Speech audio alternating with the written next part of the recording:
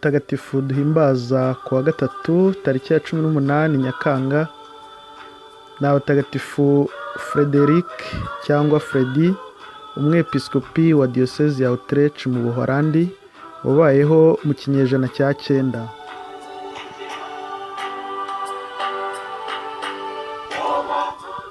Turahimbaza kandi mutagatifu Arnaud, umwepiskopi wa diyosezi ya Metz mu Bufaransa, wabayeho mu kinyejana cya 7.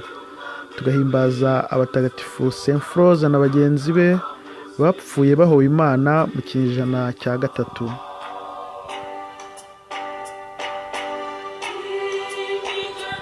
Tariki ya 18 Nyakanga kandi duhimbaza abatagatifu Atanazi, wabayeho mu kinyejana cya 4, mutagatifu Bruno wabayeho mu kinyejana cya 12, mutagatifu Hervé nawe wabayeho mu kinyejana cya 12, hakaba mutagatifu Materne Evêque wa diyosezi ya Milano mu Butaliyani, wabayeho mu kinyejana cya 4, mutagatifu Theodosia Uwihayimana wapfuye mu kinyejana cya 8, hakaba kandi na mutagatifu Dominique Nicolas Dindat wahowe Imana mu kinyejana cya 19 mu gihugu cya Vietnam, ni ku mugabane wa Aziya.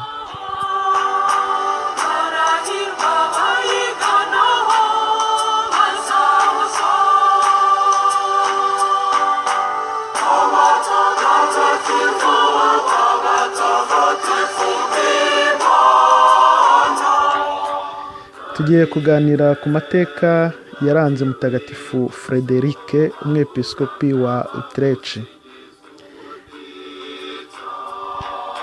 Mutagatifu Frederic cyangwa Fredy yabayeho mu kinyejana cya 9.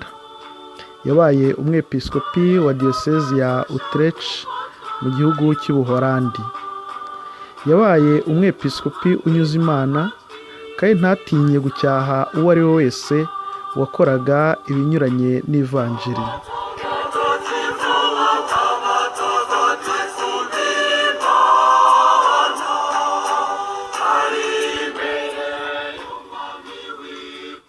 Frederic yapfuye yishwe azize kubuza umwamikazi gukora ibidakwiye, maze umwamikazi atanga itegeko ryo kumukubita kugeza apfuye.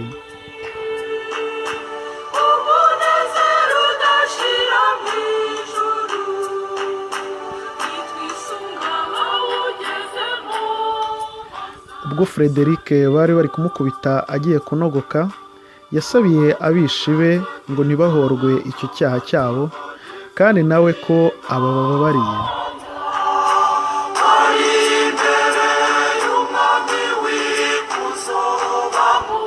Nuko mutagatifu Frederic aba umumaritiri atyo. Yapfuye ku itariki ya 18 Nyakanga mu mwaka wa 838. Iyo tariki yapfiriyeho aba ari nayo duhimbazaho ivuka rye mu ijuru.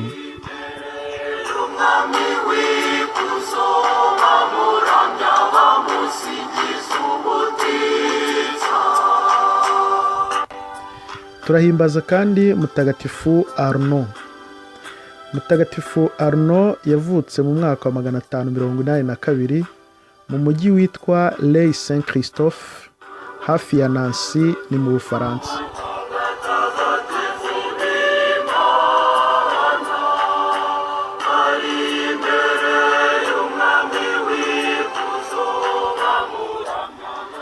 Arnaud yashakanye n'uwitwa Doda, babyarana abana 2.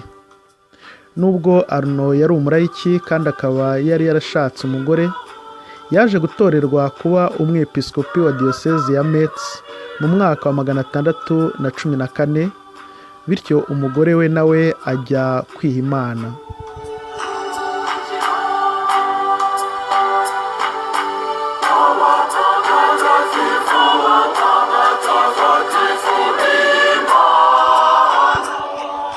Arnaud yayoboye diyosezi ya Metz imyaka 13, maze mu mwaka wa 627 yegura ku mirimo ye, ubuzima bwe abuharira gusenga no kwita ku barwayi cyane cyane abarwaye indwara y'ibibembe bamusangaga aho yabaga yibereye mu buzima bwe bwa wenyine hafi ya monastere yari hafi aho.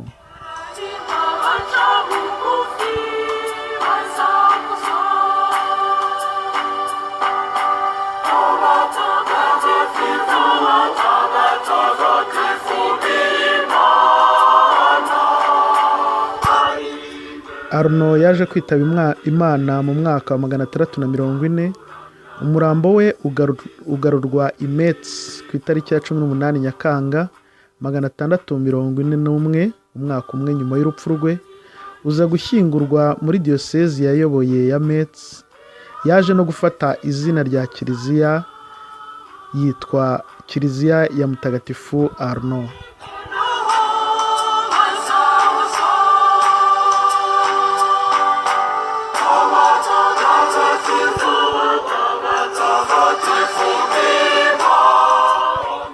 Twifurije umunsi mwiza abahimbaza abazina babo batagatifu ari bo Frederic cyangwa Freddy, Arno, Saint-Froze, Athanase, Bruno, Hervé, Materne, Theodosia na Dominique Nicolas. Abo bose bahimbaza abazina babo batagatifu bazagire umunsi mwiza.